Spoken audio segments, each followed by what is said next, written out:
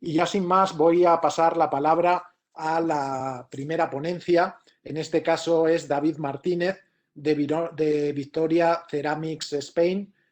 Cuando quieras, David, tienes la palabra.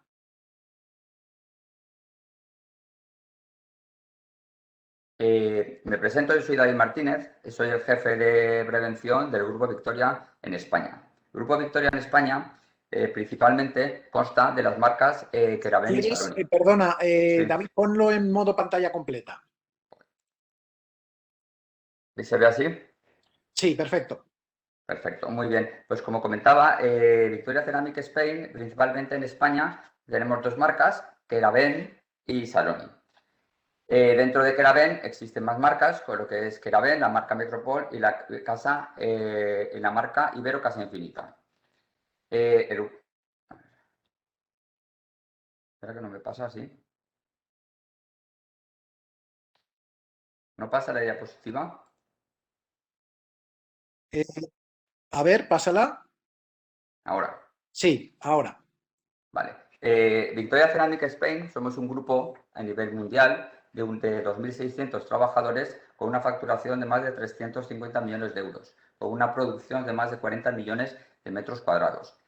Nuestro fuerte es la exportación, aunque exportamos un 65% del material que nosotros producimos. En España, como comentaba, las marcas, estamos en Castellón. Keraben está ubicado y Keraben Alcora, que está ubicado en Alcora, como he comentado. Vale. Entramos ya en un poco la presentación de la jornada de hoy. Antes, comentaros que voy a intentar reducir en 15 minutos un poco las buenas prácticas que estamos realizando en el grupo.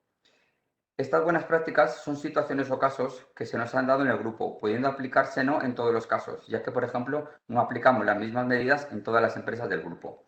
En primer lugar, quería comentar lo complicado que está siendo intentar aplicar esta nueva normativa de la sílice cristalina y aplicarla al decreto 665 y compaginarlo con la situación actual de pandemia.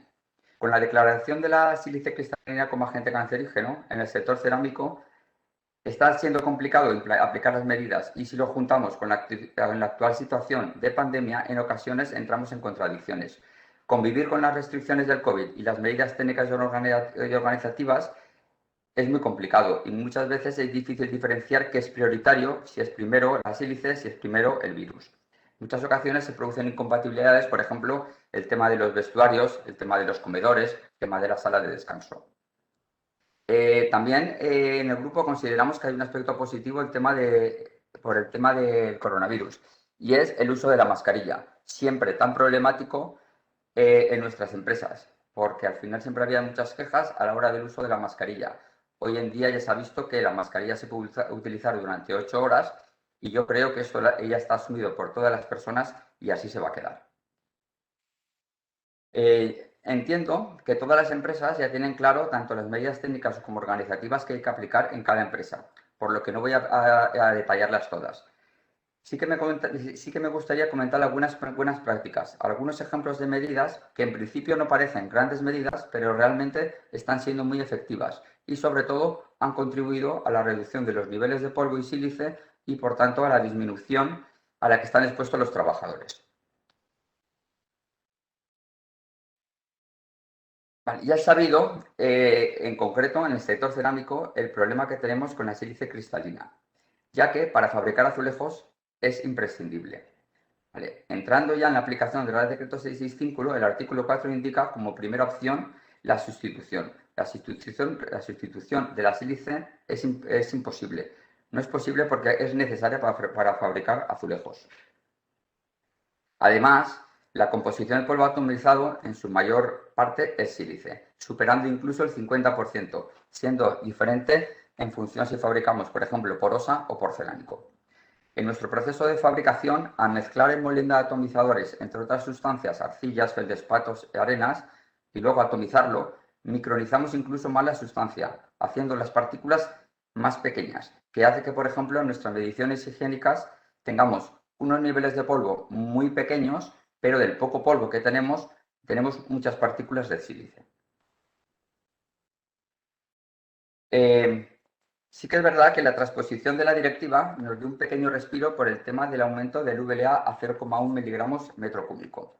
Nosotros, como primera buena práctica, quería comentar que hemos decidido mantener nuestro VLA en 0,05 miligramos metro cúbico.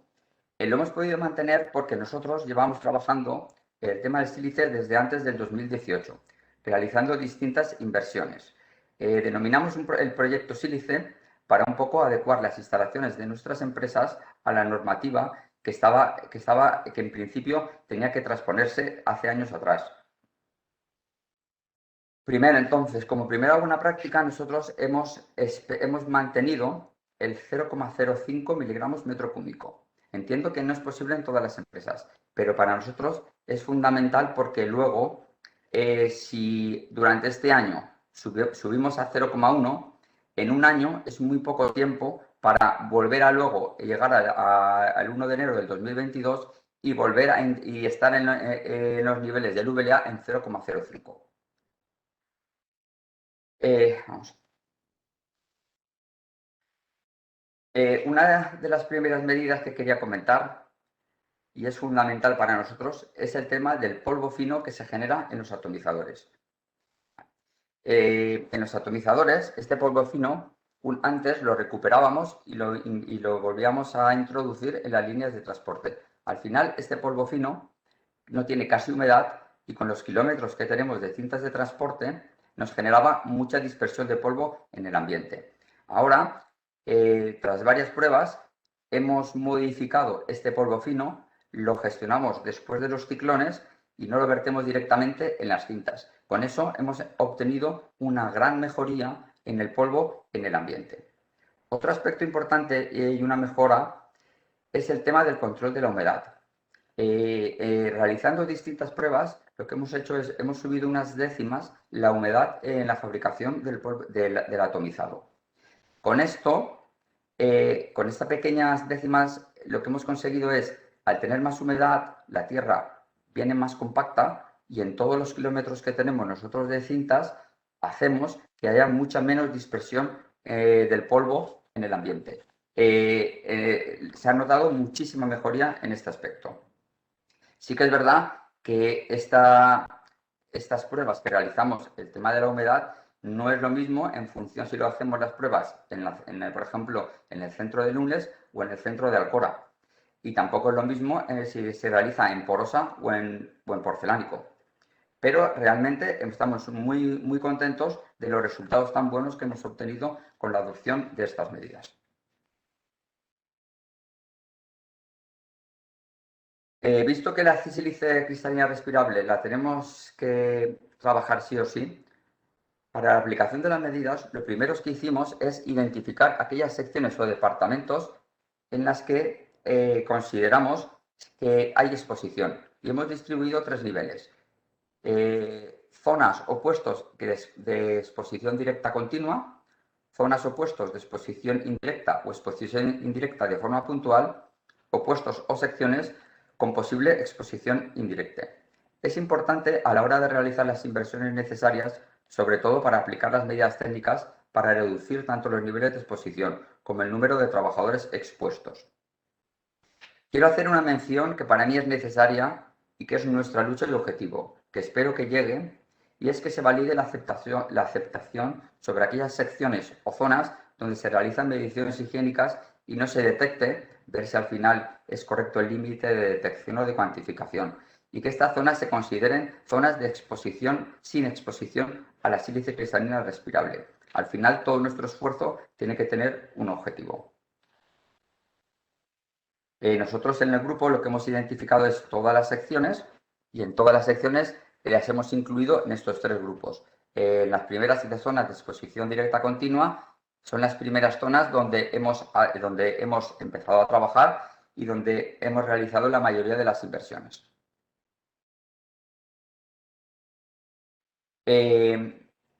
Ya concretando situaciones concretas, el tema de los cerramientos es muy importante para reducir los niveles de exposición y sobre todo para reducir el número de trabajadores expuestos. Hemos separado todas las zonas de exposición directa continua del resto de secciones. Ahora, dentro de la empresa, incluso parece que hayan empresas independientes dentro de la misma. Incluso dentro de las secciones hemos separado la zona de transporte atomizado, donde hemos conseguido que no se disperse el polvo en las zonas de trabajo. Todo esto lo hemos conseguido intentando cerrar todo el sistema de transporte de tierras.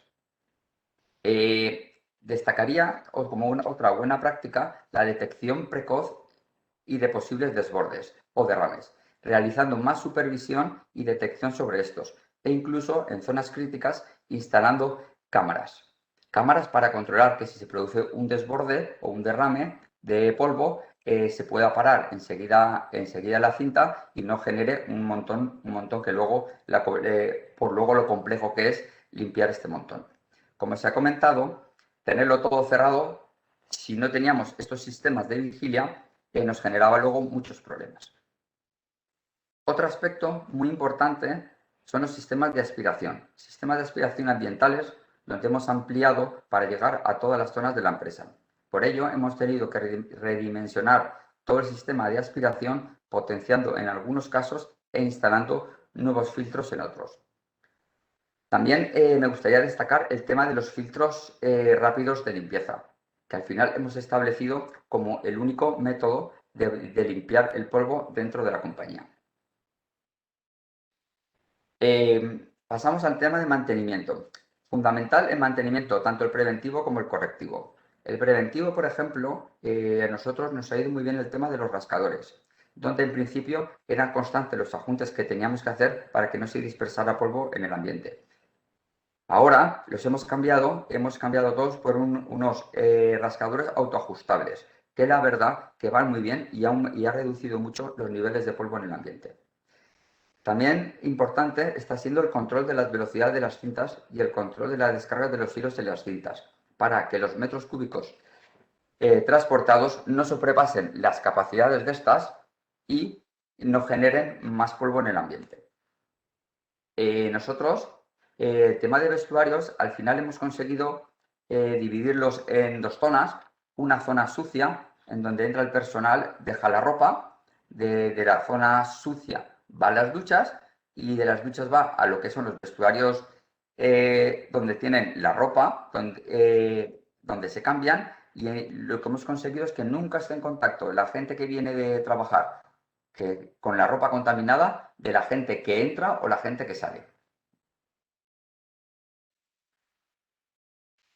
Un aspecto muy importante que creo que es el aspecto que más está costando a día de hoy es el tema de coordinación de actividades empresariales. Si ya es complicado exigir todo el tema que marca el Real Decreto 171, añadir ahora todas las restricciones de la sílice está siendo complicado. Nosotros hemos implantado un sistema de control de accesos mediante autorizaciones, donde antes del inicio de cualquier trabajo va a ser necesario que tanto la empresa contratada o el proveedor nos presente un procedimiento de trabajo específico. ¿Vale? Sin este procedimiento no autorizaremos el inicio de ningún trabajo. Otro aspecto muy importante también son las restricciones de paso. Restricciones de paso, nosotros, como he comentado antes con los cerramientos, dentro de la empresa hemos hecho subempresas. Entonces, una persona lo que no puede hacer a día de hoy es libremente ir de una sección a otra. Para poder entrar dentro de las zonas de exposición directa continua, ¿vale? Va a tener que tener una autorización específica, ¿vale? Para poder acceder.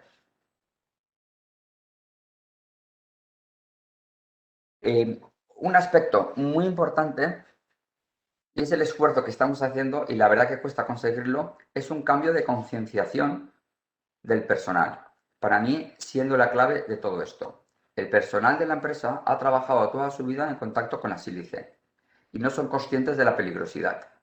La sílice es una sustancia que están acostumbrados a manipular, estar en contacto diariamente, tocarla, realizar los trabajos en contacto directo, y decirles ahora que este producto que la han tocado toda la vida y han estado en contacto desde siempre, ahora es un producto cancerígeno, que deben llevar siempre la mascarilla en determinadas zonas, que no pueden llevarse la ropa sucia a casa cuando se la han llevado históricamente. Es un problema de que no acaba todos los trabajadores no acaban de comprenderlo.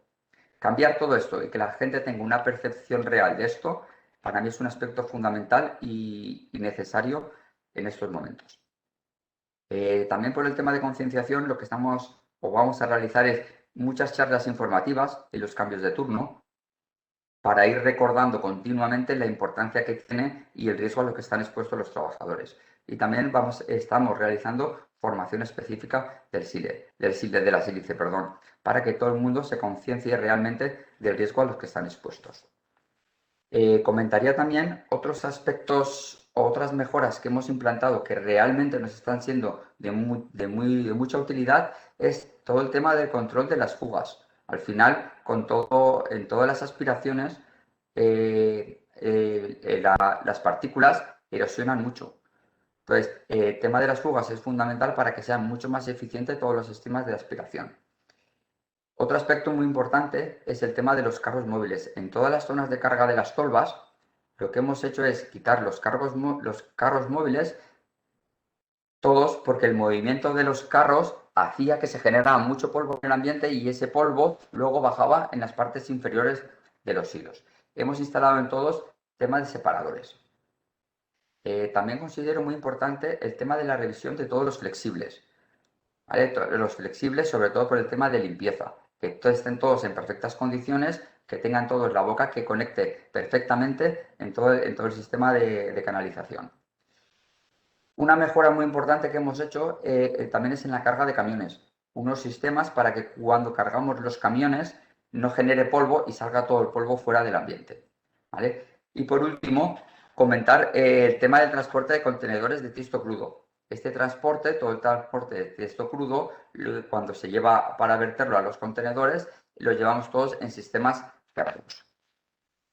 ¿Vale? Y por mi parte, ya finalizo la exposición. Esperando que si ha surgido alguna duda, la podamos comentar luego al final en la mesa redonda. Muchas gracias, David.